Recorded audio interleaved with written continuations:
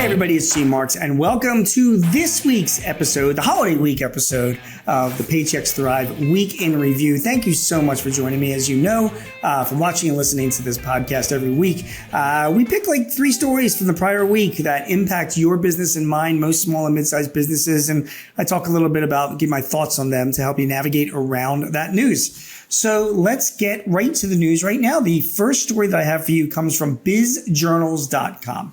There is a report about banks tightening lending standards, putting pressure on small business owners. Let me expand with this article. The tightening of bank loans itself was detailed by Senior Loan Officer Opinion Survey on Bank Lending Practices at the Federal Reserve.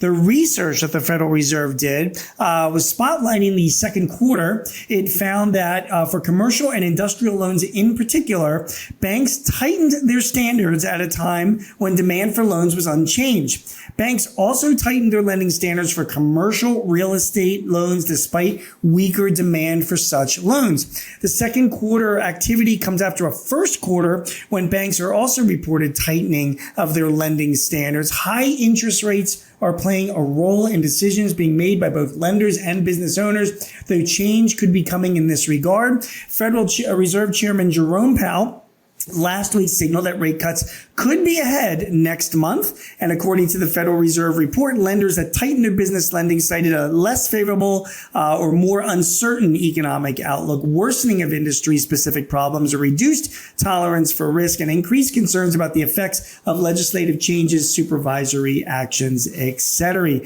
Some lenders also noted a deterioration in their respective banks' current or expected liquidity position, as well as less aggressive competition from both banks and non-bank lenders. So what does this mean for your business and for mine? Okay, clearly it is getting harder to get a loan. If the Fed reduces interest rates in the coming months, which they are expected to do, it's not going to have a dramatic impact on your business. Let me tell you, I mean, right now the bank prime rate is about 8.5%. If they come down a quarter percentage, I mean, 8.25%, 8.5%, not that big of a difference. Banks are looking very, very careful at businesses, particularly small businesses, as to whether or not they can meet their debt maintenance obligations. So with these higher costs of interest, can they actually do it? The good news is this. Number one, there are plenty of capital available and other resources, although they're more expensive. So you can go to online lending marketplaces and find private capital and other forms of smaller bank capital. It might cost you a little bit more, but the capital's there. The Small Business Administration has great loan programs available. I recommend looking into the 7A loan program, the micro loan program, and their new working capital loan program as well. It's for working capital lines of credit. They are guaranteed by the federal government and are more disposed to lend money to smaller businesses. And finally, if you still want to go to the traditional bank route, that's fine. If you are proving good return on investments for the lending that you're looking for, banks are open to that. Just because they're making standards that much tighter, if they see a good opportunity and you can prove to them that you will not only pay back the bank, but also make money on a deal if they finance it, you will find yourself that banks are still open to that. So bottom line is credit is continuing to tighten. Things are still uncertain. The elections are looming, trying to figure out where things are going to go next year. So keep those thoughts in mind as you're looking for bank financing this year.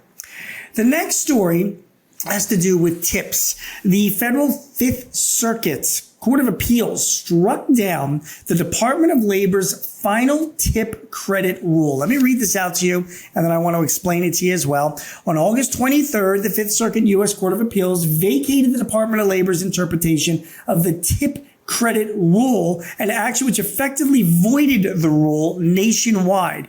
Now, what is a tip credit? Just to take it very simply, if you're in a state where minimum wage is whatever it is, I'm in Pennsylvania, the minimum wage is $7.25 an hour.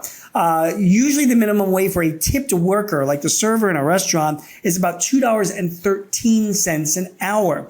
You can pay that minimum wage as an employer as long as the employee is getting tips that exceed the overall minimum wage of your state and, of course, the federal government, which is also $7.25. If they're not making money to exceed that number, then you have to make up the difference, okay? So the Department of Labor looked into this rule and tried to expand the definition of employees that could get tips under this rule, and which would expand the liability of employers to make sure that they are getting at least the minimum wage under this rule. I'm not going to go into details as to what all the things the Department of Labor wanted to do, but suffice it to say they really complicated the issue. The Circuit Court of Appeals, the Fifth Circuit Court of Appeals, said that the Department of Labor's rule was so granular in dividing up an employee's component tasks that would be eligible for tips that they determined that a single occupation could quickly break apart into many occupations and basically just make things more complicated. So what is it for you? If you're running a coffee shop or a restaurant or somebody in the service industry where employees do get tips, the takeaway is this. You can ignore the Department of Labor's new rule on breaking down tips.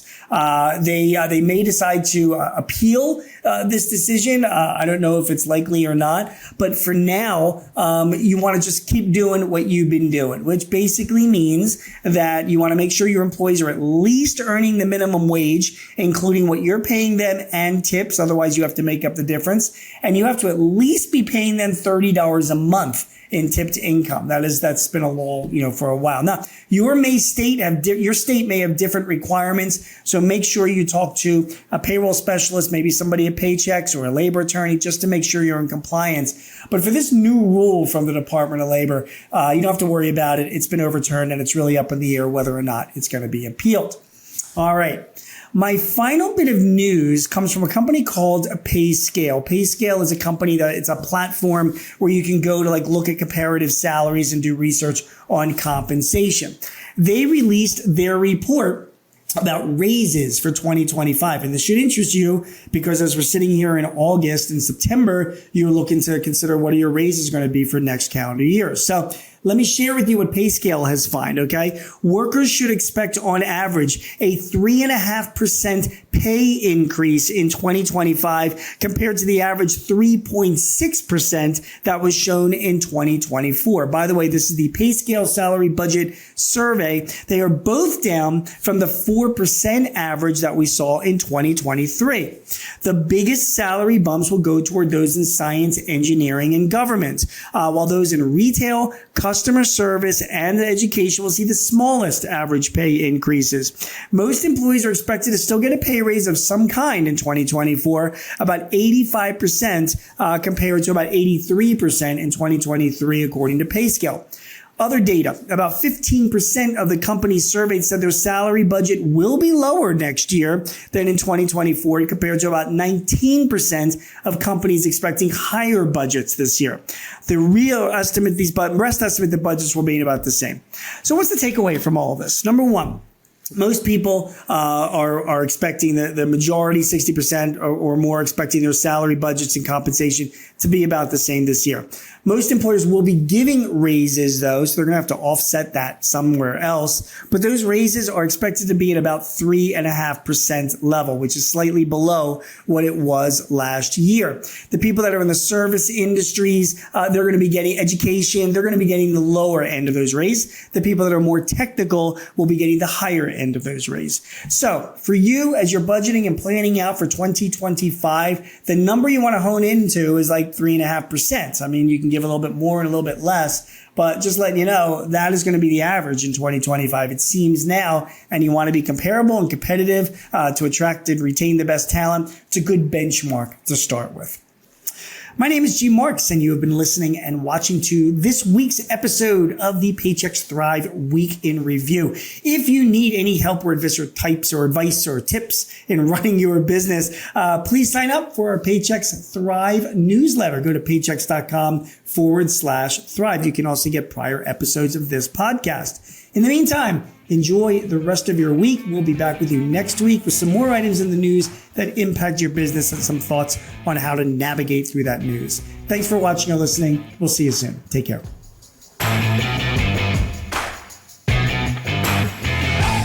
This podcast is property of Paychex Incorporated 2024. All rights reserved.